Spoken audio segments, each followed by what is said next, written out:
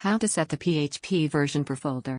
Using cPanel you can have PHP version 5 and use PHP 7 in a folder or blog. We will learn to use different PHP versions for different folders. Log into your cPanel account. You will be on this page. Scroll down to the Software section and click on the Multi-PHP Manager icon.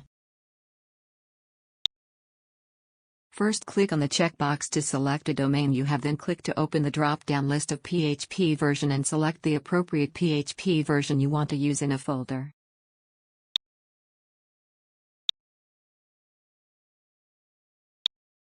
Suppose you want to use PHP 7.4 in your folder, click on the Apply button.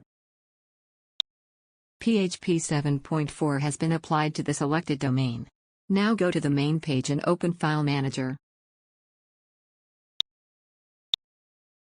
Now open public HTML directory in File Manager and locate .htaccess file in it. First, right-click on the .htaccess file, then click on the Edit option. Click on the Edit button. Now copy the code generated by cPanel for PHP version. You will need to paste this code into the .htaccess file of the folder. Now go back to the File Manager and open the folder for which you want to set the selected PHP version. In this case we want to set PHP 7.4 for the folder named Forums. Here is a .htaccess file. If it is not, you have to create a .htaccess file. We teach how to create a .htaccess file in a separate tutorial. Now right-click on the .htaccess file and click the Edit option and button.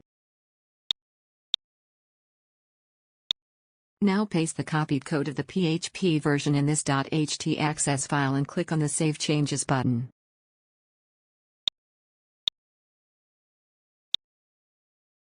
That's it, we have successfully applied PHP version 7.4 for the selected folder.